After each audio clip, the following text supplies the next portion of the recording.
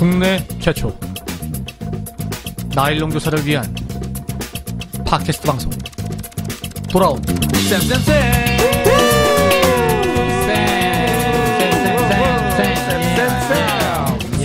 아이고 오래간만입니다. 반갑습니다. 아이고 얼마만입니까 이거? 한 2달 됐나? 이게 매주 보다가 이렇게 그러니까. 잠시 이렇게 좀 휴식 가지니까 더 반갑네요. 아유 정말 안 보니까 너무 좋더라고요. 예, 반갑습니다. 네. 아니 방학 동안에 어떻게들 지내셨습니까?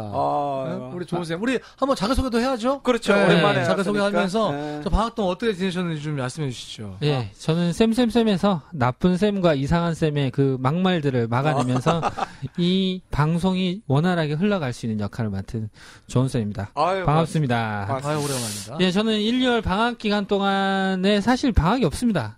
왜요? 2018년도에도 쉬었고, 맞다. 올해 2019년도에도 쉬었습니다. 그래서 얼마 전에 또 휴직계를 내고 이렇게 다시 왔는데, 좋겠다. 그러니까 뭐 방학이라고 특별히 없고, 그래서 지금 2달 2018년하고 지금 비교했을 때 거의 한 4kg 정도가 쪘습니다. 지금 몸이 되게 디룩디룩 살이 쪘는데. 그러니까 보니까 오늘 달덩어리가 떴어. 그러니까요. 다리 떴어요. 그래서 너무 좋습니다, 저는 네. 사실. 이 방송 듣는 분한테 좀 송구스럽긴 한데. 예. 네. 아유 우리 나쁜 쌤은요. 반갑습니다. 부산에서 학생들하고 열심히 전기를 가지고 놀고 있는 나쁜 쌤입니다. 아유, 반갑습니다. 오랜만입니다. 저는 이번 방학 같은 경우에는 집에서 잔날이 며칠 없어.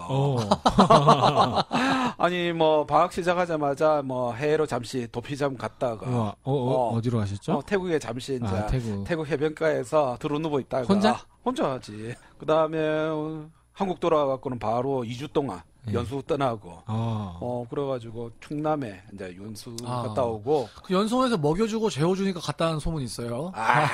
근데 내가 애들을 위해서, 애들이 다음 학기에 잘 가르치기 위해서 또 기술을 배우기 위해서, 그리고 또 한 주는 또 열심히 또 학교 출근하고 출장 다니고 뭐 이러다 보니까 방학이 온데간데 없고 그냥 집에서 잔날이 한 5일? 한 6일 정도밖에 안 되더라고. 어이구야. 아이고, 난방비랑 식비 아끼셨나요? 그래서 우리 집에서 참 좋아하더라고. 네, 좋아하겠네. 좋아하겠네. 집에서 삼시세끼 다 먹으면 얼마나 싫어하겠노. 삼식이. 그래서 그렇게 좀 바쁘게 방학을 보냈더니 그냥 끝나버렸네. 우리 스님들도 방학 잘 보내셨을 거라고 생각됩니다. 예, 우리 이상한 쌤은요? 예, 저는 제주에서 아이들하고 하라는 수업은 하지 않고 늘상 이상한 짓거리만 하고 있는 이상한 쌤입니다. 저는 방학 동안에 말이죠. 제가 웬만해서는 저는 이게 일단 드라마를 잘 안 봅니다. 저 영화를 좋아하지. 드라마 재밌잖아. 드라마 잘 안 보요. 제가 마지막으로 본 드라마가 청취자분들 기억할지 모르지만 옛날에 그 이병헌 나왔던 아이리스라는 드라마. 김태희 나오고. 네. 감명 있게 봤죠. 추억의 드라마인데. 네, 그거가 제가 본 마지막 드라마고요. 뭐 그 중간 사이사이에 많았잖아요. 무슨 그렇죠. 뭐 도깨비니 뭐 등등등 많은데 그런 걸 일절 안 봤습니다. 그런데 제가 이 방학에 이제 시대가 좋으니까 드라마 몰아보게 할 수 있잖아요. 그렇지. 제가 겁나게 드라마를 몰아봤습니다. 딴 게 아니라 스카이캐슬. 스카이캐슬. 야, 내가 너무 재밌어가지고. 그렇죠. Your life. 내가 진짜 그거 말이죠. 1회 봤는데 그 다음 2회를 안 볼 수가 없고 2회 보니까 3회를 안 볼 수가 없는 거죠. 그래가지고 막 새벽 2시까지 막. 그 막 몰아보고. 네. 그러면서 방학을 보냈는데 그게 너무 이게 좀 가슴 아프더라고요. 네. 그렇지. 저도 이 드라마 보면서 야, 우리 교육 현실이 정말 이랬나. 그러니까요. 진짜 돈 많은 사람들은 저렇게 시키나. 좀 내하고 좀 동떨어져 있지만 저게 사실이라더라고. 저거보다 더 했으면 더 했지, 덜 하지 않다. 이런 얘기를 들으니까 야, 이거 대단하더라고. 또 작가가 말이죠. 우리가 전에 다뤘던 뭐 숙명여고 시험 유출 사건이라든지 그렇지. 그런 것들을 다 가져와가지고 시나리오를 짜고 그 다음에 그 연출 또 염정아 그 연기 어느 한 사람 연기 빠진 사람 있죠. 그러니까요. 아니 그런데 나는 보니까 야 진짜 거기 보면 이제 서울대 의대 가는 게 최고 목표잖아. 그렇죠. 야 서울대 갈 필요 있나? 그렇죠. 뭐 진짜 뭐 서울대 간다고 뭐 달라지나. 그러게 말이에요. 저렇게 수동적인 인간으로 그냥 잘 만들어져가지고 저거 가는 게 의미가 있는가. 그러니까. 이런 생각이 좀 들더라고. 그래서 우리가 오늘 이 서울대는 못 가니까. 나 같은 경우는 서울대 못 가니까 서울대 근처에서 녹음하고 있지 않습니까? 지금 저희 녹음 장소가요. 관악구 봉천동입니다. 저희가. 저 서울대 입구잖아요. 서울대 입구입니다. 서울대 입구역이에요. 여기서 모여서 서울대 얘기하려고 하는 건 아니지 않습니까? 맞습니다. 네. 사실은 말이죠. 네. 그래서 저희가 특별히 모신 분이 있습니다. 저희가 이분 모시고 말이죠. 앞으로 연장 3회에 걸쳐서 그렇죠. 교사 배움 토크 아주 특집 방송을 저희가 꾸미려고 합니다. 사실 우리가 교사 배움 토크를 매월 진행했잖아. 그렇죠. 한 달에 한 번씩. 이번엔 좀 특집으로 3회 연속으로. 사실 한 달에 한 번씩 하니까 있잖아요. 굉장히 짜증내시는 분들 계셨어요. 그 회복적 생활교육 다음 편 언제 나오냐고. 그렇죠. 그거 들으려고 하는데 이번에는 스트레이트로 3회 연속 나오는데 이분이 존쌤 어떤 분이시죠? 그래서 제가 조사해봤죠. 뒷조사. 흥신소는 아니고 이분이 오늘 게스트를 뒷조사했군요. 그렇죠. 대한민국을 떠들썩하게 만든 인물입니다. 네네. KBS 명견말리에도 나오셨고 EBS 다큐프라임 그리고 SBS 스페셜에서 각종 다큐에 다큐다 하는 다큐에는 거의 다 나오시는 거죠. 그리고 한국의 토론도 하시고 신문에 기고도 하셨는데 얼마 전에 그 4년 정도 매일경제에 사설을 쓰셨다고 합니다. 4년이나 긴 동안 교육의 혁신에 의해서 쓰셨다고 하고 교수를 가르치는 교수 그리고 각종 장학사, 교장, 교감, 학부모 이걸 위해서 교육의 혁신을 위해서 막 강력하게 뛰어다니시는 그런 분 모셨습니다. 궁금합니다. 궁금합니다. 누구실까요? 누굴까요? 지금 옆에 앉아 계신데 옆에 앉아 있는데 지금 이름도 안 밝히고 계속 이런 얘기하고 있어요 지금 저희가. 자, 이분에 대해서 이분의 소개는 저희가 잠시 뒤에 직접 듣도록 하겠습니다. 기대감 가져주시고요. 저는 조금 있다가 본격적인 방송으로 돌아오겠습니다.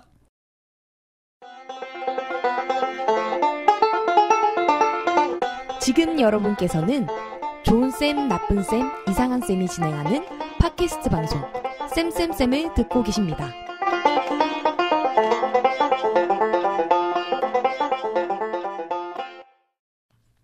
자, 오늘은 2019년 첫 번째 방송을 교사 배움 토크로 한번 열어보도록 하겠습니다. 야, 처음에 우리 오랜만에 방송하다 보니까 조금 흥분돼가고 업돼가지고, 좀 떠들썩하게 시작이 됐는데, 사실 이분 같은 경우에 우리의 어떤 흥분보다 더 사람들이 더 흥분하지 않을까. 이런 생각이 들어요. 네, 우리나라 소위 최고의 명문대학이라 불리는 서울대학교에서 A+를 받는 학생들을 분석하면서, 대한민국의 평가의 문제점에 강속구를 던지신 이혜정 교수님? 소장님? 박사님? 뭐라고 해야죠? 이혜정 소장님 모셨습니다. 반갑습니다. 반갑습니다. 반갑습니다. 안녕하세요. 이혜정입니다. 목소리도 너무 좋으신데요. 사실 저는 오늘 처음 뵀거든요. 그런데 이제 미모도 대단하시고 스타일리시하시고 그럼요. 굉장히 좀 인텔리전트. 그래, 좀 뛰어나신 그런 분이 아닌가, 이런 생각이 좀 들더라고요. 그 약간 우리 나쁜쌤 있잖아요. 이렇게 서울, 요쪽에 그 교수님들이나 같은 서울 요런 그 분들한테 약간 이렇게 사대주의적 성향이 좀 있어요. 자, 쓸데없는 소리 그만하고. 서울에 대한 어떤, 나쁜쌤이 잘못된 그런, 자주 하죠. 서울 담아내기들 다. 그렇죠. 다 싫다고. 자, 우리 한번 인사 좀 부탁드릴까요? 예. 예, 반갑습니다. 교육과혁신연구소의 소장으로 있는 이혜정이고요. 아까 앞에 길게 자세하게 잘 소개를 해주셔서 제가 더 소개할 건 없을 것 같은데 그냥 한 가지 매경에서 이제 몇 년 동안 쓴 거는 사설이 아니라 칼럼. 네. 제가 사설과 칼럼을 구분을 잘못해서 그게 아니라 읽어보질 않았어. 그냥 글만 보고 했겠지. 지금 저희가 오래간만에 녹음하니까 여러 가지 좀 에러가 많은데요. 지금 아마추어들처럼 하지 마. 네, 반갑습니다. 예. 네, 반갑습니다. 오늘은 우리 이 소장님과 함께 대한민국의 시험, 어머님, 대한민국 평가 감수하시겠습니까?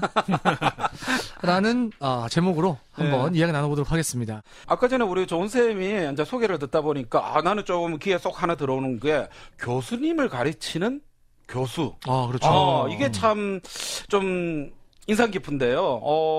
교수님을 어떻게 가르치는가. 나 그것도 사실 좀 궁금하고. 그리고 아까 전에 또 소개하실 때 뭐 교육과혁신연구소의 소장이라고 소개하셨거든요. 그런데 이 연구소 뭐 하는 겁니까, 이거? 저도 보도 못한 건데. 저도 모르겠습니다. 예, 제가 원래는 이제 그 논문을 쓰는 학자였었는데. 네. 이제 서울대 연구도 사실 서울대에서는 누가 플러스를 받는가 그 책도 여러 시리즈로 나온 논문에 기반해서 이제 그거를 재인용하면서 나온 책이거든요. 그러니까 원래는 논문을 쓰는 학자는 그냥 뭐 유명 저널에 논문을 쓰면 그게 그냥 다 실적이니까 그걸로만 그렇죠. 하면은 해야 할 일이 다 끝난다고 생각했어요. 근데 이제 미국에서 그 학회에서 발표를 하고 있는데 청중 중에 한국 분이신 것 같은데 미국 대학 교수이신가 봐요. 정말 모르는 분인데 어떤 그분이 당신은 이 연구를 왜 하십니까? 이런 질문을 훅 들어오는 거예요. 근데 제가 대답을 잘 못하고 버벅버벅 대고 있으니까 서울대 학생들의 문제에 대한 이슈는 서울대만의 문제가 아니고 대한민국 교육 전체의 문제고 대한민국의 미래가 달린 문제인데 근데 당신은 극소수의 전문가들만 읽는 그런 영문 SSCI 학술지의 논문을 발표하고 미국 땅에 와서 미국 학회에서 미국 사람들을 대상으로 여기서 영어로 발표를 하는 게 대한민국 교육을 개혁하는데 무슨 도움이 됩니까? 정확한 말이네. 진짜 그분을 불렀어야지 그럼. 그분 누군지 모르는데 근데 제가 그때 너무 그게 어떻게 보면 도끼로 뒤통수를 맞은 것 같은 느낌? 너무 훅 들어오면서 내가 이제까지 연구를 왜 하고 있었지? 논문을 왜 쓰고 있지? 그러니까 교육학자들이 논문을 쓸 때는요, 교육을 좀 더 나은 방향으로 개선시키고자 하는 그런 희망과 뭐 그런 책무감으로 그렇게 논문을 쓰고 있는데, 그분이 하신 말씀이 이제까지 우리나라에 교육학 논문이 없어서 이 교육이 안 바뀌는 겁니까? 교육학자가 없어서, 교육학 교수가 없어서 이게 안 바뀌는 겁니까? 왜 당신은 지금 문제점을 알고 있고 방향성에 대해서 알고 있는데 왜 이거를 전혀 해결되지 않은 방법으로만 지금 이렇게 알리고 있는 겁니까? 그러니까 알리고 있지 않은 거죠, 어떻게 보면은. 그래서 제가 거기에 너무 충격을 받고 그때까지 학자로서의 어떤 논문만 쓰면은 된다라는 그런 게 굉장히 안이한 거고 어떻게 보면은 너무나 근시안적인 거구나 그런 자각을 하고 그때 이제 그래서 이제 미국에서 연구를 하던 거를 접고 한국에 와서 이걸 알려야 되겠다. 그래서 그냥 논문으로만 나오던 것들을 이제 대중에게 알리는 책을 쓰고 그리고 이제 뭐 언론에서 교육계에서 관심을 가져주셔서 그때서부터 이제 알리는 작업을 한 거죠. 방송이든 뭐 언론이든 뭐 이런 강연이든 이런 걸 통해서 그러니까 그렇게 실제로 교육의 혁신을 이루어보고자 하는 그런 의도로 만들어진 게 이제 교육과혁신연구소입니다. 진짜 혁신이네요. 그분한테 감사하게 생각하시네요. 근데 누군지 모릅니다. 그냥 여러 명함 좀 받아놓으시죠. 정충부 다음에 내보내서. 그분 좀 섭외 좀 해봐. 좋은 쌤. 안 되나? 영어가 안 돼요. 영어가 안 돼요. 내가 그럼 영어 좀 되는 내가 해야 되나? 인텔리전트. 형은 영어는 되는데 발음이 안 돼. 네, 그러면 우리 방송하다 보니까 이게 혼돈이 되거든요. 박사님, 소장님, 교수님 이게 혼돈이 되는데 뭘로 불러드린 게 좀? 네, 뭐 다 괜찮습니다만 뭐 소장으로 통일을 하시는 게. 소장님. 네. 뭐 대장은 아니고 소장으로. 알겠습니다. 예. 자, 그러면 이제 본격적으로 한번 이야기 나눠볼 텐데요. 소장님. 네. 저희가 진짜 한창 그 연말 연시에 대한민국을 뜨겁게 했던 스카이캐슬. 네. 그 드라마에서 나왔지만 결국엔 서울대 보내려고 고생하는 게 다 결국에는 아까 말씀하신 평가 문제, 시험 문제, 입시 문제 아니겠습니까? 네. 그렇다면은 저는 솔직히 다큐를 보고 그 다음에 책을 보게 됐는데 박사님은 이제 그런 대한민국의 평가, 대한민국의 시험에 대해서 또 그렇게 기를 쓰고 가려는 서울대에 대해서 또 어떤 생각 갖고 계신지 궁금합니다. 저는 하도 여러분들이 스카이캐슬에 대해서 질문을 많이 하셔가지고 저도 이제 뒤늦게 몰아보기를 한 케이스인데 새벽 2시까지 저는 되게 안타까웠던 게 일단 뭐 이제 여러 가지 드라마적인 재미를 위한 요소 이런 그렇죠? 거는 뭐 이제 뭐 연출이나 이런 거는 뭐 다 여러 가지 재밌는 부분들이 많이 있다고는 생각은 하는데 일단 그걸 다 보면은 학종에 대해서는 굉장히 거부감을 갖게 하고 맞아요. 그리고 뭔가 수능은 가장 공정한 것처럼 왜냐하면 나중에 예서도 끝내 이제 개과천선을 하면서 그러면서 결국은 자퇴를 하고서 수능으로 가고 예 그런 분위기고 그다음에 이제 학종은 지금 거의 뭐 사회악처럼 네. 이렇게 분위기가 맞아요. 되고 있는데 제가 안타까웠던 거는 거기서 누구도 말을 하지 않는 것이 학종이든 수능이든 무엇이든 우리 애들을 어떤 능력을 기르고 있는지에 대한 건 아무도 관심을 갖지 않더라고요. 난 적어도 우주 엄마는 그런 말 해줄 줄 알았어. 근데 우주 엄마도 그런 말 안 하더라고. 그러니까. 그럼 우주 엄마는 그래도 그 해외 그냥 보내잖아. 자기 개발하라고. 그것도 문제지. 학교 교육이 정상화돼가지고 학교에 멀쩡하게 다녀야지. 그만두고. 그리고 내용에 보면은 왜 내신이 되게 중요하다라고 나오잖아요. 맞아요. 그것 때문에 시험지 유출까지 하고 막 이러는 상황인데 거기에 보면은 사실은 사교육의 극상위층의 사교육 얘기를 다루고 있는데 공교육 얘기가 없어요. 공교육 얘기는 거의 다뤄지지 않고 있고 도대체 학교는 뭘 하길래 저렇게 사교육이 이렇게 극성을 부릴 수밖에 없는 상황이 됐나라는 그런 생각을 하게 되는데 잠깐 그 수업 장면들이 나오는 게 있어요. 근데 그 잠깐 수업 장면들에서는 어떤 선생님께서 그렇죠. 공교육의 무능. 인강 봐라 이렇게 하면서 이제 뭐 이렇게 아무튼 수업을 제대로 안 해서 그 해나라는 친구가 선생님에게 항의를 하죠. 그렇죠. 왜 수업을 안 하시냐. 선생님 왜 월급 받아요? 그렇죠. 네, 그런 문제를 보여줌으로써 근데 그게 사실은 공교육의 공교육이 무너지고 있는 단면을 보여주고 있는 거기도 하고 그렇지만 다른 한편으로는 공교육의 그리고 막 이렇게 공교육을 살리려고 애쓰는 그런 어떤 모습은 전혀 보여주지 않아서 부정적인 모습만 좀 부각이 되었죠. 그래서 그리고 그렇기 때문에 이제 공교육에서 우리는 그러면 내신에서는 뭘 기르고 있나. 사람들이 수능으로 가는 것이 마치 선인 것처럼 보이지만 수능에서는 또 뭘 기르고 있나. 그렇죠. 그래서 뭐를 하면 성공이고 뭐를 하면 선이고 이런 것에 대한 그 본질적인 질문은 없이 그냥 이제 피상적인 단면 그리고 뭐 이렇게 그런 것들만 보이는 게 되게 안타까웠어요. 제가 개인적으로 스카이캐슬 잘 안 봐서 아니 이게 놀면서 그런 거나 좀 보지 뭐 했노 도대체. 꼭 몰아보기 해야 될 것 같습니다.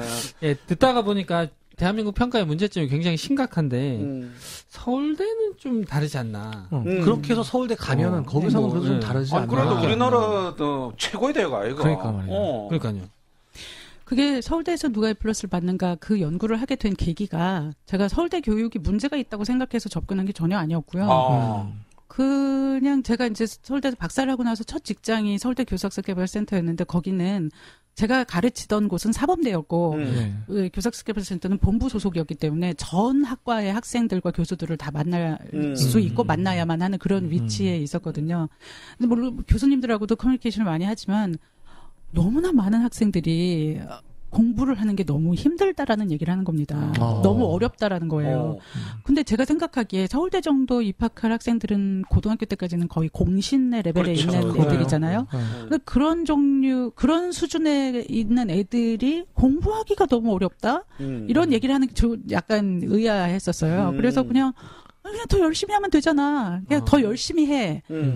그냥 이거 노력의 문제지 이거 더 열심히 해라고 저는 그렇게만 얘기를 했는데 너무나 많은 학생들이 교수님 해도 안 돼요. 어떻게 해야 되는지 모르겠어요. 저도 고등학교 때 공부를 하면 한 가닥씩 했었는데 저 도대체 여기 와서 어떤 방식으로 공부를 해야지 이게 성적이 나오는지 모르겠어요. 이런 얘기를 하는 겁니다. 우리 같은 지잡 교대 출신들은 뭐야? 그러면 우리는 뭐가 되는 거야? 그래서 저는 그냥 공부를 해도 안 된다는 애들이 이렇게 많은데 근데 해서 된 애들도 있잖아요. 그렇죠. 성적 좋은 애들도 있잖아요. 그렇지. 그래서 그러면은 간단하게 그러면 해서 된 애들의 공부법을 비법을 잘 추출해서 이걸 영상으로 만들어서 해도 안 된다고 하는 수많은 학우들한테 이거를 이제 영상 같은 걸로 신입생 오리엔테이션 같은 데 틀어주면 좋겠다.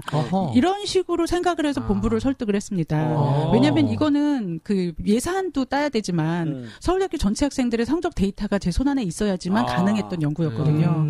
그래가지고 이제 당연히 이건 뭐 반대를 할 이유가 없는 그렇죠. 되게 순수한 의도잖아요. 이렇게 해서 이제 이거를 연구를 시작을 했는데 이게 이제 서울대에서 최고 학점을 받는 4.0 넘는 학생들을 쫙 조사를 하고 그리고 얘네들이 이게 A 플러스 비법입니다 하는 그 항목들이 굉장히 많은 거예요. 우리 연구진 7명이 있었는데 이들이 이제 다 코딩을 했는데 100수십 개의 문항이 나오는 거예요. 근데 이게 서울대 애들은 어차피 공부 잘하는 애들인데 이게 공부 잘하는 애들이 일반적인 특징인지 아니면 서울대에서 특히 학점을 잘 받기 위한 특징인지 이거를 분석을 해야 되잖아요. 그래서 어쩔 수 없이 이제 서울대학교 전체 학생들한테 이걸 물어봐야 되는데 이게 백수십 개가 되는 이런 그 설문 질문지를 응답을 요새 애들은 잘 안 합니다. 누가 합니까?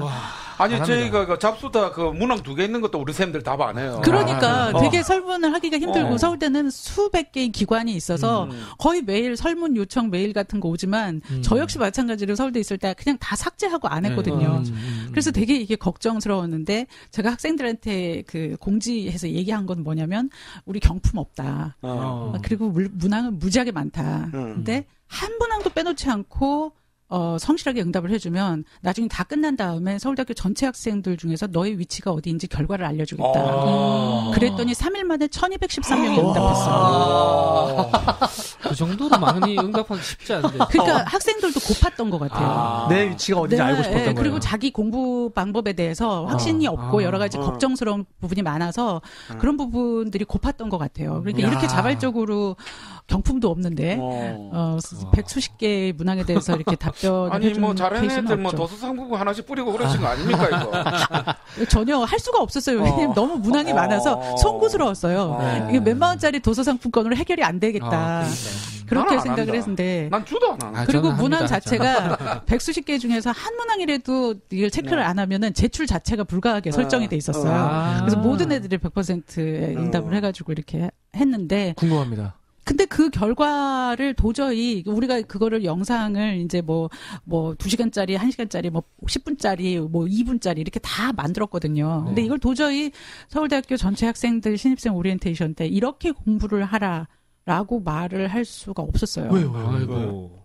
일단 그 공부 잘하는 애들의 일반적인 특징은 서울대 애들은 다 가지고 있었어요. 뭐 좀 미리미리 한다, 뭐 좀 이렇게 자기 조절 잘한다, 뭐 이런 거는 뭐 일반적인 공부 잘하는 애들의 특징이에요. 시간 관리 잘하고 이런 건 다 있는데, 근데 서울대에서 특히 학점을 잘 받기 위한 방법으로 나온 결과들은 일관되게 더 수용적이면 수용적일수록 학점이 높고 더 비판적이고 창의적인 성향을 가질수록 학점이 낮았어요. 그러니까 그런 것들이 행동으로 표현되는 건 여러 가지가 있었거든요. 뭐 하나는 뭐 교수님 말씀을 말을 문장의 형태로 완벽하게 노트 필기를 해야 된다라든가 그러니까 요점 정리나 키워드는 안 되는 거예요. 그냥 문장의 형태로 적어야 된다는 거. 뭐 이런 거가 있다라든가 아니면 하는군요, 그냥. 그렇죠. 완전 전사하다시피 하는 거고 어떤 경우는 완전 녹음해서 다시 재풀기도 하고 그다음에 애들이 이제 초벌 노트 필기를 하고 그다음에 이제 2차 필기를 하고 뭐 이렇게 한다라든가 아니면은 이제 반드시 앞자리에 앉는다라든가 그러니까 예를 들어서 이게 다른 나라에는 앞자리에 앉건 중간 자리에 앉건 뒷자리에 앉건 이게 그렇게 성적하고 뚜렷하게 정비례를 형성하지 않거든요. 근데 여기는 뚜렷하게 정비례를 진짜요? 진짜로? 그럼 어떤 이런 부분들이 전부 다 그리고 이제 교수님과 내 생각이 다를 경우 근데 내가 생각하기에 내 생각이 더 좋은데 내 생각이 더 맞는 것 같은데 이럴 때 이 내 생각이라는 걸 시험이나 과제에다 쓰냐 안 쓰냐 이거에서 그 인터뷰한 그 서울대 4.0 넘는 학생 중에 90%가 안 쓴다고 응답을 했어요. 왜 안 쓰느냐? A+ 못 받을까봐 안 쓰느냐? 그랬더니 아니요, 그게 아니라 교수님과 제 생각이 다르다면 당연히 제 생각이 틀렸겠죠. 학생들은 누가 뭐라고 하기도 전에 이미 그렇게 단정하고 있었어요. 그러니까 교수와 내 생각이 다르면, 교사와 내 생각이 다르면, 교과서와 내 생각이 다르면 누가 뭐라고 하기도 전에 일단 내 생각이 틀렸겠죠. 이렇게 생각하고 있었습니다. 내가 똑같네. 나 옛날 우리 교수님이 내한테 뭐라 했을 때 다 예 그렇습니다 하고 내가 다 받아들였는데 형은 서울대 아니잖아. 그런가? 근데 저는 되게 이게 문제라고 생각을 했던 것 중에 하나가 모든 교수들이 서울대에 거의 교수가 2,000명 정도 있고 강사가 2,000명, 교강사 4,000명 정도 있는데 나랑 똑같이 답안을 쓰면 A+를 주겠다. 이렇게 말씀하시는 교수님은 저는 없을 거라고 봐요. 그러니까 모든 교수님들이 되게 독창적이고 유니크하고 아주 창의적인 그런 과제를 해가지고 오라고 말씀은 하시는데 근데 평가는 딴 데다 하는 거예요. 근데 이게 이제 근데 그렇다고 인지를 못 하시는 거죠. 인식을 못 하시고 내가 어디다가 A+를 주는지를 생각을 못 하시고 그냥 말은 창의적으로 하라고 하고 평가는 수용적으로 교수의 말을 그대로 숙지한 쪽에 A+를 주고 있는 이 현상이 학생들의 그 공부 패턴에서 이게 드러난 그러네요. 거거든요. 그렇지. 교수님들이 문제네. 근데 얼마 전에 이제 서울대 이제 모 학과에서 이 책이 나온 이후로 사실은 네네. 뭐 서울대에서 정책적으로 뭐 공개적으로 뭐를 하지는 않았지만 개별적인 교수들 차원에서 근데 사실은 저 말이 맞지 않냐. 왜 서울대 교수들은 침묵하는 거냐. 뭐 이런 목소리를 가지신 분들이 뭐 이제 뭐 그런 칼럼을 쓰거나 서평을 쓰거나 이런 분들이 조금씩 생겨나기 시작을 했었어요. 그래서 이제 개별 학과나 개별 단과대학이나 이런 네네. 곳에서 뭐 이렇게 커리큘럼 커미티나 아니면 세미나 같은 걸로 해가지고 저랑 같이 이렇게 대화를 하고 논의를 하는 그런 부분들이 몇 번 있었는데 그중에 한 학과의 커리큘럼 커미티에서 이런 말씀을 하시더라고요. 한 교수님께서 서울대에서 20년 넘게 가르쳤는데 단 한 번도 내 채점에 문제가 있었다고 생각해 본 적이 없다. 그냥 이렇게 채점을 하다가 수업 시간에 내가 얘기했던 거랑 비슷하게 썼네. 그냥 그러면 동그라미를 치고 말이 되기는 하는데 수업 시간에 내가 얘기했던 거랑 좀 다른 의견을 썼어. 그러면 얘 나한테 반항하나? 이러면서 그냥 걷대는 거예요. 아이고. 그러니까 그런데 이런 종류의 채점 방식이 학생들의 다른 종류의 생각과 창의적인 생각을 억누르고 있을 것이라는 걸 20여 년 동안 단 한 번도 생각해 본 적이 없고 누구도 이런 얘기를 해준 적이 없대요. 이 책을 읽기 전까지는. 그리고 또 다른 교수님은 내가 이거 10년째 가르치는 이론이야 하면서 막 칠판에 적으면서 이론을 설명하고 있는데 학생 중에 한 명이 손을 들더니 교수님 저는 그때 그게 아닌 것 같은데요 하면서 이의를 제기를 하더래요.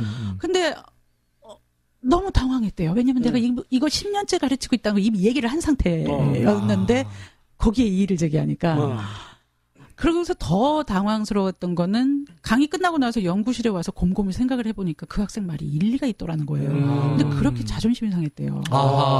근데 한참 후에 어느 한 글로벌 기업에서 학생 2명을 추천을 해달라고 해서 매번 4.0 넘고 너무너무 예쁜 그 모범생 아이와 요 삐딱한 아이 둘을 추천을 했대요. 근데 이 삐딱한 아이는 참고로 학점이 낮았대요. 맨날 끊임없이 이의를 제기하니까 이게 뭐 찍혔죠. 그러니까 이제 학점이 낮고 그랬는데 한참 뒤에 그 회사에서 들려오는 소리가 이 삐딱한 아이에 대해서는 극찬을 하더라는 겁니다. 그리고 그 4.0 넘는 애에 대해서는 아무 말이 없다라는 거예요. 그래서 왜 그러냐 물어봤더니 그 삐딱한 아이는 매 회의 시간마다 자기의 의견이라는 게 있더라.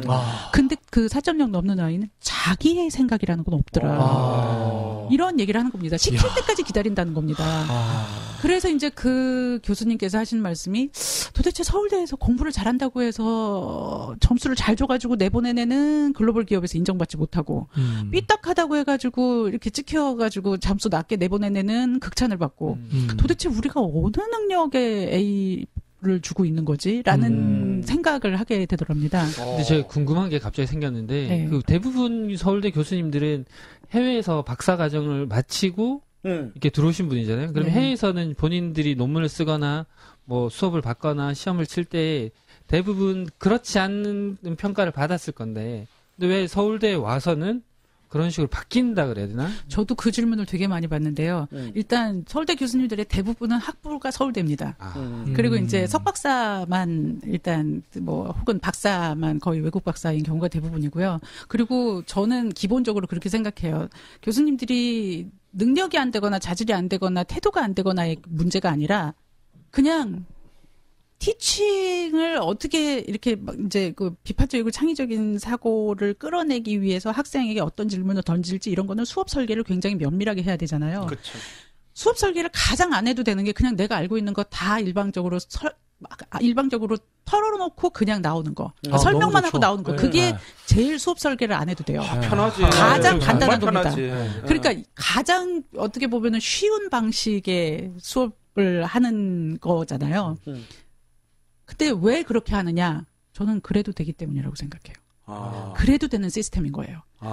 그들의 평가 기준. 그러니까 학생이 그렇게 공부를 하는 거는 그렇게 평가되기 때문인 거고요. 교수가 이렇게 티칭하는 거는 그렇게 티칭을 해도 전혀 문제가 없는 평가 시스템. 참, 이 최고의 학부라는 서울대학교, 놀랍네요. 저도 그런 줄 몰랐는데. 근데 사실 요거는 서울대 얘기고 서울대 간 다음 얘기 아니겠습니까? 그렇지.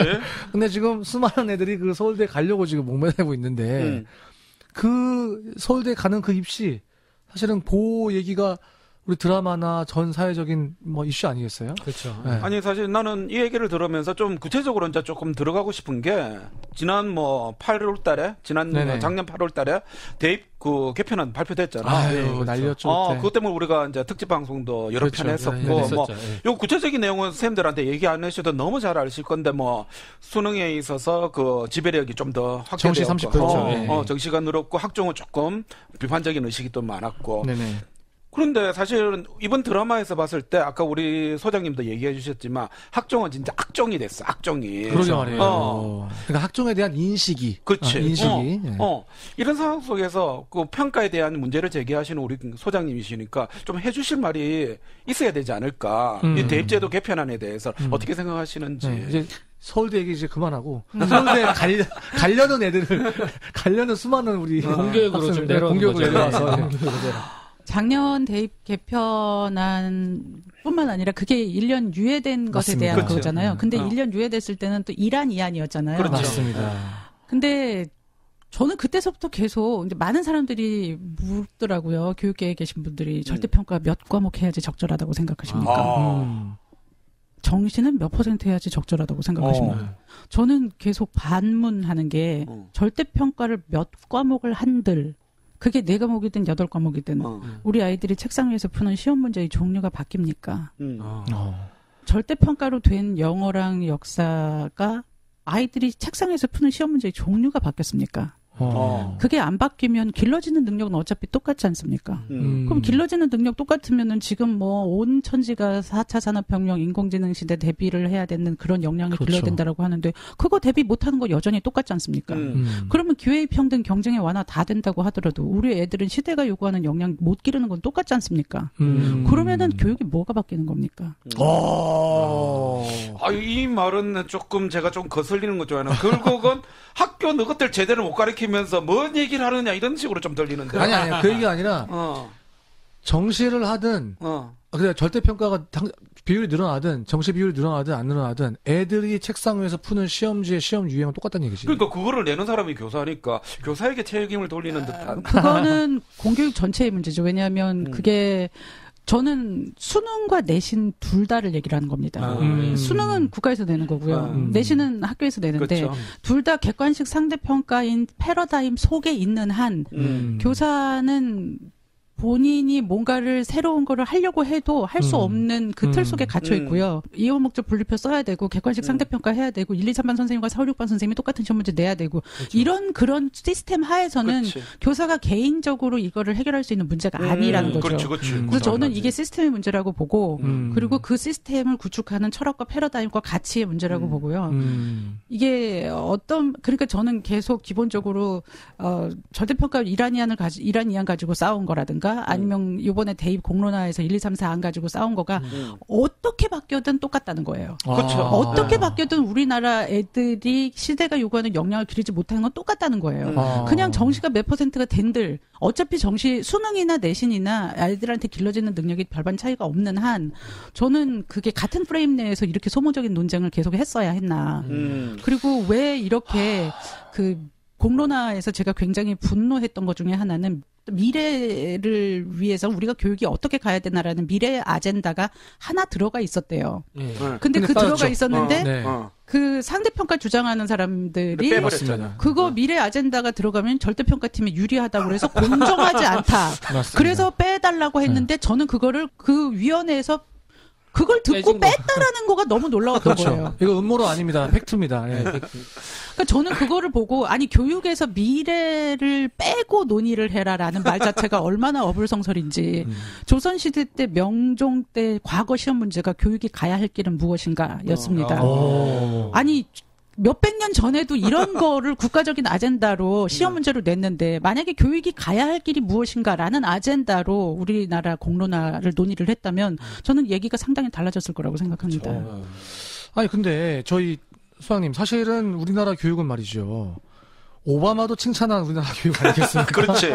네? 오바마가 진짜 입에 침이 마르더라. 그럼요. 야. 그리고 사실 저희 세 사람이 몇 년 전에 핀란드 덴마크에 이제 교육 탐방을 갔을 때 그 덴마크 있던 선생님이 애프터스쿨레 선생님이 저희한테 물어봤어요. 아니 한국 교육 굉장히 이렇게 잘한다고 소문이 나 있는데 뭘 배우러 왔냐?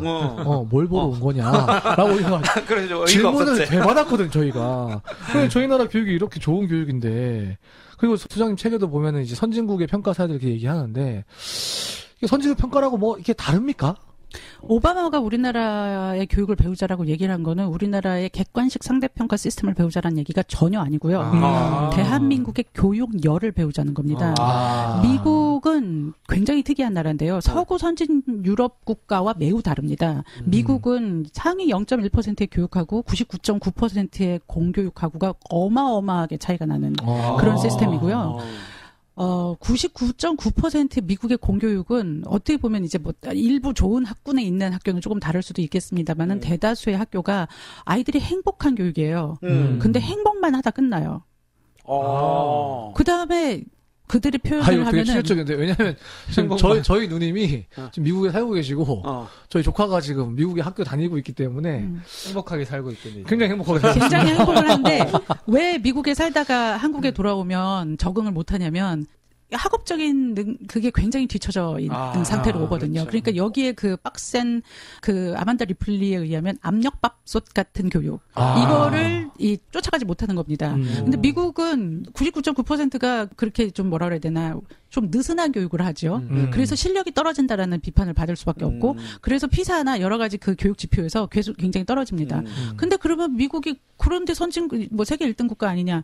미국은 0.1%의 교육이 대치동은 명함도 못 내밀게 그렇게 치열하게 빡세게 시킵니다. 정말요? 그 0.1%의 사립 보딩 교육은요. 우리 조카는 0.1%가 아닌가 봐. 네, 그거는 아무나 못 들어가고요. 유색인종은 못 들어가는 인생인가요? 뭐 돈도 어마어마하게 많이 들고 상상을 초월하게 이거 지금 스카이캐슬은 유도 아니게 그렇게 지금 그런 교육인데 문제는 그런 애들이 아이비리그급을 도배를 합니다. 그런 아이들이 미국은 1% 혹은 0.1%의 리더가 99%의 사회를 끌고 나가는 사회예요. 그러니까 이제 미국은 이 공교육과 사립보딩 간의 그 격차가 어마어마해서 그래서 오바마를 비롯해서 부시도 클린턴도 모든 대통령들이 모든 교육감들이 공교육을 개선하려는 노력을 어마어마하게 하고 있는 겁니다. 근데 그게 잘 안 되는 게 하자고 해도 그냥 나는 행복하고 그냥 능력 안 기르고 끝날래. 이렇게 끝나는, 그러니까 교육열 자체가 우리나라만큼 뜨겁지가 않은 겁니다. 그래서 아만다 리플리라는 그 미국의 저널리스트가 한국 교육하고 미국 교육하고 핀란드 교육하고 이걸 비교를 했는데 한국은 압력밥솥 같은 교육이다. 그런데 그래서 애들을 거의 너무나 잡잖아요. 근데 압력밥솥 밥 맛있는데. 그래서 사실은 아만다 리플리가 이게 이제 저의 관점이 아니라 아만다 리플리라는 그 미국 현지인의 관점인데 사실은 미국 교육이 어떻게 보면은 더 좋아 보이고 한국 교육은 애들을 너무나 비참하게 만드는 교육처럼 보이지만 한국 교육은 누구나 모든 애들한테 너는 할 수 있다, 노력을 하면 할 수 있다라는 개념을 가지고 있지. 예를 들어서 초등학교 때 수학을 좀 못하는 애한테 그리고 너 수학에 재능이 없는가 봐. 그냥 일찌감치 포기하고 딴 거야. 이렇게 얘기하는 부모나 교사는 없어요. 그러다가는 그렇게 없어요. 그런데 미국은 수학을 재능으로 봐요. 미술이나 체육처럼. 그런 경향을 가지고 있어서 일찍 포기시키고 그리고 그냥 우리는 그거를 포기를 어렸을 때부터 안 시키거든요. 마치 초등학교 애가 아빠 나 호날두처럼 될래? 라고 했을 때 넌 축구는 아니야 하는 것처럼 수학을 그렇게 한단 말이에요. 그렇게 합니다. 그래서 그리고 우리나라는 저는 우리나라 교육이 문제가 많다고 생각을 하면서도 그럼에도 불구하고 자랑스러운 부분도 매우 많다고 생각하는데 그 중에 하나가 우리나라 교사가 되기 위한 과정이 전 세계적으로 진짜 최상위권에 있을 만큼 치열한 나라예요. 그렇죠. 근데 미국은 교사가 되기 위한 사범대에 들어가기 위한 커트라인 그게 미국 그 수능 점수로 봤을 때 전체 학생들의 수능의 평균 점수보다 더 낮아요. 그래서 그것에 대해서 아만다 리플리가 한탄을 하는 글을 쓴 적이 있습니다. 그러니까 그렇게 교사들의 학력 자체가, 그러니까 실력 자체가 그래서 미국은 체육 선생님이 수학을 가르치는 경우도 있어요. 우리나라에서 있을 수 없는 일입니다. 그러니까 교과 전문성이 엄청 떨어져서 교사가 많이 알고 있어야지 기본적으로 가르칠 수 있는데 모르는 상태에서는 그냥 행복은 한데 널널한데 근데 실력은 안 생기는 이런 경우 그런 부분이 있을 수 있어요. 그럼 다른 선진국들은 좀 어떻습니까? 근데 그렇기 때문에 이제 미국은 공교육을 개선해야 된다는 그런 목소리가 되게 높아져 있는 거고. 네네. 그런데 이제 서구 유럽 같은 경우는 네. 시험 문제 자체를 이렇게 비교를 해보면 굉장히 다릅니다. 이제 영국의 A레벨이 대학 수능 시험이거든요. 네네. 영국의 A레벨 같은 경우 역사 시험을 보면은 1912년 루즈벨트가 대선에서 왜 패했는가. 그 대선 패배 원인을 분석하시오. 이게 수능 시험 문제예요. 쉽네 그거는 뭐. 표를 덜 받아서. 근데 그거를 이제 1시간, 2시간씩 써내야 되는 거고. 그리고 뭐, 프랑스 바칼로레아는 유명하죠? 워낙에 유명하잖아요. 근데 거기는 예를 들어서 자연과학 쪽에 수학 같은 시험 문제도 현실이 수학적 법칙에 따른다고 할 수 있는가. 그렇지. 이런 종류의 답안을 쓰려면, 그걸 몇 시간씩 쓰려면 수학에 대해서 진짜 본질을 꿰뚫고 있어야지 쓸 수 있지, 애매하게 계산 몇 개 할 줄 안다고 해서 쓸 수 있는 문제가 아니잖아요. 독일의 아비투어가 수능인데요. 독일의 아비투어 수능 시험 문제 보면, 유럽 의회 대표에게 너희들 청소년 세대가 갖고 있는 문제점과 그거에 대한 해결책을 제안하는 그런 편지를 써봐라. 이런 거를 영어로 써봐라. 이런 게 외국어로서의 영어 시험 문제예요. 그렇게, 그리고 학교 폭력이 점점 증가하고 있는데 왜 그걸 증가하고 있는지 그런 이유와 해결책에 대해서 어떤 그 학교 문집에 기고문을 써봐라. 이걸 영어로 써봐라. 이게 영어 시험 문제예요. 이런 걸 써봐라라는 게 수능 문제고요. 말해봐라라는 게 내신 문제예요. 어떠한 경우도 문법 시험이나 단어 시험 같은 거 안 봅니다. 그러니까 우리나라 영어를 다 만점을 받아도 이걸 할 수가 없고, 그러니까 시험 문제 자체 패러다임이 다른 거예요. 어떤 종류의 능력을 우리가 잘했다라고 인정할 것인지에 대한 철학 자체가 다른 겁니다. 제가 듣다가 보니까 결국은 우리하고 외국하고 비교했을 때 철학 자체가 좀 많이 다른데, 네. 결국 평가라는 건 우리가 이 교육 과정 안에서 어떤 인재를 길러낼 거라 하는 최종 결과물이 나오는 거 아니겠습니까? 네. 그렇다면 4차 산업혁명의 시대가 되는데 또 4차 산업혁명. 네. 그럼 결국은 4차 산업시대는 어떤 인재가 길러져야 되는가? 어떤 능력을 가진 사람이 나와야지 되는가?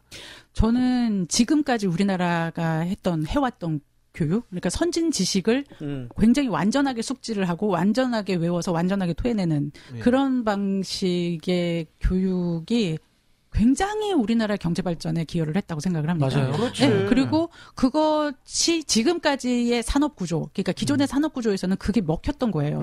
왜냐하면 우리나라는 세계 최상위,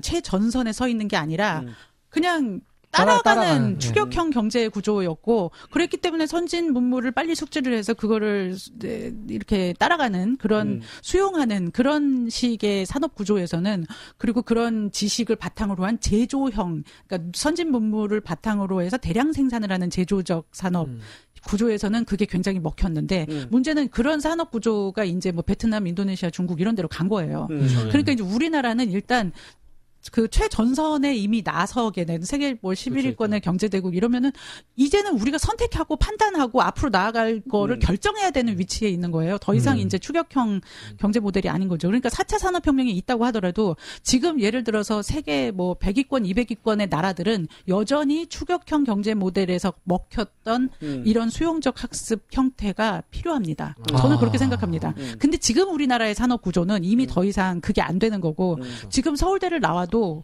보장이 안 됩니다. 서울대를 나온 제자들이나 후배들이나 이렇게 보면 졸업한 지 7년, 8년이 되는데도 그냥 요즘 뭐하니 그러면 선생님 더 놀아요. 이런 애들이 흔합니다. 문과라서 그런 부분들이 더 있을 수도 있는데 저는 그런 사례들을 직접 보면서 너무나 안타깝고, 그런 친구들이 한 30... 네, 그런 친구들이 한 30년 전, 20년 전에는 아무 대기업은 그냥 걸어 들어갈 수 있었어요. 그렇죠. 근데 지금 우리나라의 산업구조 자체가 바뀌었기 때문에, 그러니까 4차 산업혁명이 전반적으로 밀려 내려오는 것과 더불어, 그거와 더불어 이 기존의 2차, 3차 산업혁명을 했던 그 산업구조 자체가 다른 나라로 이동을 했기 때문에 지금 학생들은 사상 최악의 취업난인데 기업들에서는 인재가 없다고 아우성이에요. 이 미스매치가 계속 있기 때문에 현재 그 돌아가는 시대의 흐름을 읽는 거는 저는 너무너무 중요하다고 생각합니다. 그렇다면 소장님 말씀은 그런 인재를 길러냄에 있어가지고 기존에 갖고 있던 암기해가지고 써내고 오지선다에서 선택하고 고르고 하는 이런 평가 방식으로는 안 된다. 네. 라는 그 말씀을 지금 하고 싶으신 거잖아요. 네. 아니 뭐 그걸 누가 모릅니까? 우리 애들이 그냥 수용적이라는 얘기 아까 우리 교수님들 얘기해 주셨지만 그 지금 그렇게 다 만들어 놓고는 그거는 뭐 다 하는 얘기지만 그러면서 또 한편으로 우리 학부모님들 애들 창의성 길러야 된다. 그리고 독일 교육과 야 저런 거 해야 된다. 핀란드 와. 핀란드 야 이러면서 이런 나오는데 솔직히 대입 입시 딱 하려시면 그렇죠. 딱 나오는 얘기 그거잖아. 공정성. 네, 객관성. 아니 뭐 이런 말밖에 안 나오는데 실제로 이거 변화할 수 있는 여지가 없는 상황이 아닌가. 시스템이 아까 말씀해 주셨잖아요. 시스템이 바뀌지 않는데 뭐 우리 어쩌라고. 근데 되게 아이러니한 게 수많은 사람들이 그게 좋은 거 알아. 그게 좋은 게 아는데 막상 대입을 그렇게 바꾸려고 하면 그럼 공정성은 객관성은 줄 세우게 해야잖아. 줄 세워야지. 그게 이게 아이러니거든요. 근데 저는 이게 구한말에 가보개혁 전에 어떻게 가보개혁 같은 걸 해? 이렇게 얘기를 하는 거랑 거의 다르지 않다라고 봅니다. 가보개혁이요.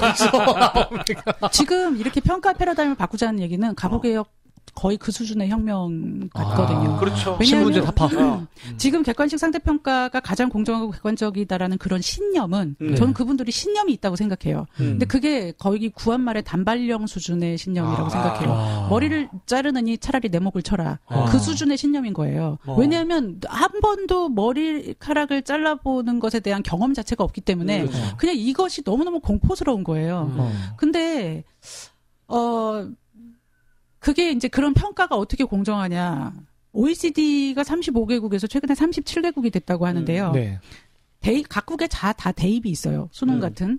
그 수능 중에서 객관식 상대평가를 가지고 있는 나라가 이제 한 5개 정도가 되고, 내신까지, 수능과 내신이 둘 다 객관식 상대평가인 나라가 일본하고 한국 딱 두 나라라고 합니다. 아, 정말요? 네, 그리고 독보적이네. 그런데 일본이 지금 이렇게 교육혁명으로 걔네 변하고 있어요. 그러면 마지막 남는 나라가 한국이에요. 그러면 우리가 이게 곧 객관적이지 않다, 공정하지 않다 이걸 얘기를 하기 전에 그럼 딴 나라들은 어떻게 이거를 전과목 논서술 시험을 보면서도 어떻게 객관적으로 공정하게 하는지를 벤치마킹할 수 있잖아요. 그렇지. 아니 하긴 북한도 오지선도 안 한대. 북한 남한 중에 남한만인 거잖아요. 결국에는. 그리고 이 서구 선진 유럽 국가들을 보면 예를 들어서 바칼로레아도 그 몇 시간씩 시험 보잖아요. 네. 근데 우리나라 작년에 59만 명 시험 봤는데 수능. 프랑스 제가 기억하기로 듣기로 78만 명 시험 봤다고 하거든요. 그 훨씬 더 많은 숫자가 시험을 봤는데 근데 그걸 전부 다 교사들이 차출이 돼가지고 동시에 채점을 했습니다. 그러니까 이게 불가능한 게 아니라는 거죠. 지금 수능은 기계로 채점을 하는데 이게 이거는 이렇게 빨리 나오는데 이걸 언제 논서술로 채점을 하느냐 막 다들 이런 얘기도 하고 그리고 그 채점의 공정성을 어떻게 보장하느냐 이런 얘기를 하는데 프랑스 바칼로레아도 채점 기준이 있고 다 교차 채점하고 저 채점 이상하게 하는 교사들은 자동으로 시스템이 로그아웃 됩니다. 그러니까 이게 다 시스템이 존재를 하고 있거든요. 그러니까 영국도 프랑스도 독일도 서구 유럽 이 선진국들이 전부 다 이런 시험을 보고 이런 내신과 이런 수능을 보고 있다라고 하면 그 시스템을 어떻게 공정하게 했는지에 대해서 우리도 벤치마킹을 할 수 있잖아요. 그리고 우리만 교육 대입이 치열한 게 아닙니다. 영국의 옥스브리지 들어가려면 타의 추종을 부여로 하게 치열하고요. 뭐 프랑스에도 그랑제골 들어가려면 이루 말을 할 수 없이 치열하고요. 그러니까 이게 뭐 미국도 아이비리그급 대학 가려면 정말 상상을 초월하게 치열합니다. 그렇기 때문에 거기도 1점에 목숨 걸고요. 거기도 사람들이 어떻게 하면 공정하고 객관적으로 하려는 그거에 대해서 굉장히 사람들이 예민하기 때문에 이게 우리나라 스카이 가는 거 이상으로 치열한 모든 나라들은 다 그 급은 다 치열합니다. 그렇기 때문에 우리만 대입이 치열하고 우리만 공정과 객관성을 요구하는 게 아니라는 겁니다. 결국에는 이쪽도 대입이 스카이캐슬급인 건 맞는데 근데 이쪽은 그 대입 자체가 4차 산업혁명에 맞는 인재를 끌어내는 방향으로 가고 있는데 우린 교육열이 그렇게 높아서 오바마도 칭찬하지만 결국에는 그 가는 방향이 어디서나 찍기를 여전히 하고 있다. 과거와 똑같이. 사실 이번에 그 서울시 교육청에서도 중학교 일부 과목에 대해서 객관식을 폐지한 그런 선도 학교들을 내고 좀 이런 좀 성향은 좀 있지 않나요? 아니 우리 부산 같은 경우에도 작년 초에 그러니까 2017년 초지. 그때 뭐 초등학교에서 사지 쓴다 오지 쓴다 그 폐지하고 다 뭐 아니 초등학교는 이제 시험 시험, 중간고사, 기말고사 이런 시험 자체가 다 네, 없어졌어요. 그러니까 이런 식으로 조금 가고 있는 부분도 있지 않는가. 근데 저는 시험을 폐지를 하는 것이 선인 건지는 잘 모르겠어요. 왜냐하면 저는 애들을 행복하게 한다, 편하게 한다, 널널하게 해준다, 그러고서 아무것도 안 길러준다? 이런 걸로 가는 거는 굉장히 위험하다고 생각하고요. 미국의 99%를 만드는 네, 거예요. 저는 그렇게 생각을 하고요. 이런 서구 선진국들이 굉장히 전과목 논서술에 꺼내는 거에 토론 수업에 이런 걸 하지만 시험은 무지하게 많이 봅니다. 다만 그걸로 줄 세워가지고 이 낙인을 찍는 거를 안 할 뿐인 거고 그 시험이라는 거는 아이가 그 다음 단계로 넘어가기 위해서 굉장히 중요한 자료이기 때문에 대부분의 시험이 형성평가예요, 사실상. 근데, 그걸로 이제 딱 그냥 도장 찍어가지고 서열 매겨가지고 그 다음 진학에 불이익을 주고 이런 식의 어떤 시스템이 없을 뿐, 학생의 러닝을 위해서는 저는 시험이 폐지해야 되는 게 선이라는 것에는 동의하기 어려울 것 같습니다. 예. 객관식 문제를 뭐 없애거나 뭐 시험을 없애거나 폐지하거나 이런 문제가 아니라는 결국은 말씀이신 것 같은데, 소장님이 쓰신 책에 보면 서울대에서 수업과 시험의 문제점 이런 것들이 많이 나오거든요. 네. 서울대에서는 객관식 시험이 아니잖아요. 서술형 시험인데도 여전히 애들은 이렇게 받아쓰고 A+를 받기 위해서 받아쓰고 하는 그런 게 맞아요. 결국은 평가에 어떤 게 바뀌어야지. 그러니까 거기는 객관식 아니잖아. 그러니까 제가 그 얘기를 늘 합니다. 객관식을 폐지를 하는 교육청들이 조금 이렇게 있잖아요. 그리고 뭐 이제 초등도 그렇고 서울시 교육청도 중학교 또 선도학교 이렇게 객관식 폐지한다. 저는 객관식을 폐지하는 게 어떻게 보면은 집어넣는 교육을 넘어서 꺼내는 교육으로 가기 위한 첫 초석이라고는 생각을 합니다. 근데 문제는 그것이 객관식을 폐지한다는 것이 곧 집어넣는 교육을 벗어나서 꺼내는 교육을 보장해주지는 않는다는 겁니다. 왜냐하면 서울대는 객관식 안 보거든요. 서울대는 그렇죠. 객관식 안 봅니다. 그래도 다 받아 적을수록 학점이 높았잖아요. 저는 이게 주관식이냐 객관식이냐 이 형태의 문제가 아니라 어떤 종류의 능력을 우리가 고득점으로 점수를 줄 건지에 대한 가치, 이 그 패러다임 이런 거의 차이라고 생각을 해요. 예를 들어서 서울대에도 뭐 그거 있잖아요. 여러 가지 다양한 토론학습, 프로젝트 학습, 거꾸로 교실 뭐 이런 여러 가지 그 교수 방법론의 차원에서는 많이 적용을 하고 있어요. 그런데 제가 학생들한테 물어보니까 우리도 그런 거 다 있지 않냐? 그랬더니 있대요. 근데 왜 다 받아 적느냐? 그랬더니 학생들이 그런 거에서는 결정적 변별이 안 돼요. 그렇죠. 또 객관식 나왔네. 결정적 변별은 그런 여러 가지 프로젝트나 여러 가지 수행평가스러운 것에서는 결정적 변별이 안 되고 중간고사, 기말고사에서 얼마나 정해진 기대되는 답을 완벽하게 썼는지에 의해서 그게 변별이 되면 저는 학생들은 거기에 올인을 하고 그거에 밤을 새우고 그거를 진짜 코피 터지면서 공부를 하게 되면 학생들은 결국 그런 거에 최적화된 근육이 형성이 돼요. 그런 사고력이 형성이 돼요. 그러니까 비판적이고 창의적으로 사고할 수 있는 능력이 안 생기고 그냥 수용적으로 토달지 않고 그냥 비판 없이 수용하는 그런 사고력만 발달될 수밖에 없기 때문에 저는 이게 굉장히 패러다임의 문제라고 생각을 합니다. 야, 이거 뭐 들으면서 더 어렵다. 아니 그렇다면 수장님, 아니, 평가의 변화의 핵심. 다시 말해서 꺼내는 교육으로의 혁신을 이루기 위해서 시험 없애는 것도 그것도 아니다. 객관식만 없애는 것도 그것도 아니다. 서울대학교 평가도 아니다. 하면 그 도대체 핵심은 뭡니까? 도대체 뭘 얘기하고 싶으시는지 나는 모르겠네. 아니 뭐 산으로 가더니 뭐 보통 산으로 간 게 아니야. 이거. 아니 근데 그 대한민국의 시험이라는 책에서 그러면 우리가 그 각 국가의 어떤 교육을 벤치마킹을 할 때 우리가 가서 그냥 수업을 어느 학교에 방문해 가지고 며칠 그래서 수업을 본다. 저는 이걸 다 알 수 없다고 생각합니다. 그리고 저도 해보니까 다 알지 못하겠더라고요. 아니 생각해 보세요. 다른 나라에서 우리나라의 교육 과정을 알려고 할 때 뭐 대치동의 학원을 가서 보는 게 거라든가 아니면 학교에 들어가서 애들이 절반 이상 자는 걸 본다라든가 뭘 보고 우리나라의 교육을 사실 알 수 있겠어요. 단면을 보는 거는 굉장히 이렇게 전체를 파악하기 어렵거든요. 근데 저는 세계의 각국의 교육을 판단을 할 때 만약에 이제 절대로 모든 면을 한 단면으로 판단을 할 수는 없지만 그럼에도 불구하고 가장 대표성 있는 비교를 하게 된다면 저는 그 나라의 대입시험 문제를 비교하는 거라고 생각합니다. 왜냐하면 그 그 국가에서 어떤 종류의 능력을 가진 인재를 기르고자 하는 게 그 시험 문제에 다 나와 있거든요. 그냥 굉장히 큰 책상에 뭐 영국의 대입시험 문제, 프랑스의 대입시험 문제, 독일의 대입시험 문제 이렇게 각국의 대입시험 문제를 쫙 펼쳐놓고 한국의 수능시험 문제와 함께 비교를 해서 보면 그러면 적나라하게 드러나지 않을까. 해보셨을 거 아닙니까? 네. 아니, 그러니까 한국의 수능시험 문제는 뭐 매해 비슷합니다만 국어 같은 경우에는 45문항 중에서 43문항 정도가 다음 중 적절한 것은, 다음 중 적절하지 않은 것은 이런 식의 시험 문제입니다. 2문항 정도는 뭐 다음 중 옳은 것은. 그러니까 어쨌건 적절한 것은, 적절하지 않은 것은, 옳은 것은, 옳지 않은 것은 이것이 다 정해져 있는 거고요. 누군가가 정해놓은 그 적절하다고 하는 것을 맞추는 것에 우리가 고득점을 주는 그런 보상 시스템이거든요. 그렇죠. 그리고 이럴 때의 문제의 난이도는 질문의 깊이에 의해서 결정되는 게 아니라 5개의 보기가 얼마나 다 비슷비슷하게 답같으냐에 의해서 결정이 되고 이 미묘한 차이를 변별해내는 능력에 우리는 고득점으로 보상을 해주는 겁니다. 맞습니다.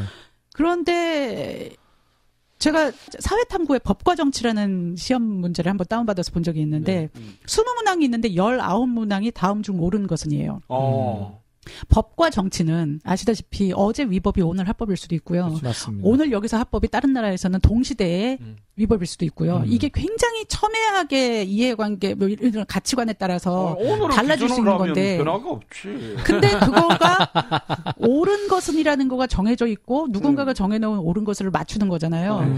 근데 이런 문제에 대해서는 그게 진짜 옳은 것인지에 대해서 다른 종류의 생각을 해볼 수 있는 여지 자체가 없는 거잖아요. 그런 수업 자체가 불가능한 거고 만약에 그런 수업을 누군가 어떤 교사가 한다고 하면은 선생님 그거 시험에 나와요? 이렇게 하면서 결국은 그 수업 자체에 애들이 집중을 안 하게 되는 거고 그러니까 이 평가 시스템이 대입 평가 시스템 하나가 수업과 교육과정과 아이들의 공부법과 심지어 사교육과 모든 거를 다 결정짓는 그런 시스템이기 때문에 저는 이런 부분에 대해서는 좀 다른 나라에서는 그럼 어떻게 시험 보고 있는가 다음 중 적절한 것은 적절하지 않은 것은 이런 게 아니라 뭐 예를 들어서 임진왜란 병자호란 삼포회란 정유재란 다음 중 시대순에 알맞게 나열한 것은 이런 거 굉장히 흔하고 익숙한 문제인데 그런 시대순에 알맞게 나열한 것은 아니 그런 시대순에 알맞게 나열한 것은 그런 질문은 굉장히 익숙한데 그게 아니라 그게 이제 저희 둘째가 공교육에 있는 둘째가 이제 아이비 학교에 다니는 큰애한테 질문을 한 거였는데요.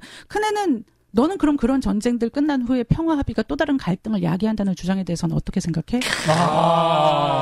이게 시험 문제인 거예요. 나 안 할란다. 나 그냥 우리나라 게 훨씬 좋다. 그게 낫다. 차라리. 안 할란다. 교사가 이러니 바뀌겠습니까 지금? 자, 좋습니다. 아니, 근데 우리가 더 듣고 싶은데 이러다가는 밤을 샐 것 같아.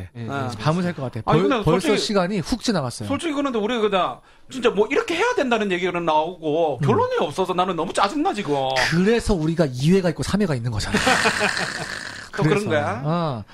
제가 교수님을 이렇게 어렵게 소장님 모셨는데 어떻게 이거 하고 밥 먹고 보내? 그럴 수 없잖아. 그래서 저희가 이 대한민국의 평가의 문제에 대해서 조목조목 2회, 3회에 걸쳐가지고 한번 살펴봐야 될 것 같습니다. 박사님 어떡하죠? 또 나오셔야 될 것 같은데요. 근데 어떡하죠? 또 어쩔 수가 없네. 우리 오늘 끝내려고 했는데 어쩔 수가 없어. 어쩌지? 자, 우리 그런 의미에서 우리 좋은 쌤, 나쁜 쌤, 어떻게 소장님 얘기 들으시니까 어떻습니까? 저는 들으면서 뭔가 시원해질 줄 알았는데 그게 아니라 더 이게 뭔가 하나 걸린 듯한 느낌? 그럼 우리가 어떻게 바꿔야 되나? 그렇죠. 그리고 그럼 내가 할 수 있는 게 뭔가? 막 이런 생각도 고민에 빠지는. 그래서 2편, 3편을 꼭 녹음해야 되겠다. 내가 해야 되겠다는 생각을 강하게 했습니다. 오늘. 우리 나쁜 쌤은요? 아니 나는 들으면서 내가 서울대 안 가길 잘했다. 가봐서 소용없네. 안 간 거야, 못 간 거야, 확실하게. 안 간 거야, 안 간 거야. 난 지원서조차도 안 넣었어. 떨어지지가 않았단 말이야. 그렇지. 나 안 갔어. 안 간 거네, 맞네요. 나 진짜 서울대가 뭐 최고인 줄 알았는데, 뭐 이거 들어보니까 똑같네, 뭐. 우리 학교 다닐 때나 똑같아. 차라리 내가 서울 안 가고 지잡돼 있었던 게 훨씬 더 좋았다. 아니, 토시 안 틀리게 외워서 찍은 거나 토시 안 틀리게 외워서 쓴 거나 그 차이네. 그렇지. 나 그래서 소장님 얘기 들으면서 위안이 되더라. 그러나 아까 얘기했지만 좀 짜증은 나. 너 어쩌라고. 그러니까요. 어쩌라고. 객관식도 아니다. 시험 없애는 것도 아니다. 우리 어쩌라고. 우리 교사들 어쩌라고. 진짜 좋습니다. 너무 질문만 많이 던져주신 것 같아서 다음 해에는 우리 녹음할 때 내가 좀 강하게 질문을 좀 해야겠다. 그런 생각이 좀 듭니다. 예, 아니 소장님 처음에는 녹음 시작하실 때는 약간 긴장하시더니 나중에는 이렇게 이게 풀리셔가지고 이거 저 빨려 들어갔습니다 제가. 오늘 첫 녹음 어떠셨습니까? 아니 근데 계속 시원한 답을 해주기를 기대를 하셨던 것 같은데 제가 하려고 했는데 계속 시간이 안 돼서 좀 안타까운데 답이 있거든요. 또 이렇게 밑밥 보이시네. 이거 스폰가요? 이거 장난 아닙니다. 방송을 좀 아셔. 박 소장님이. 야, 밑밥을 또 까시네. 네.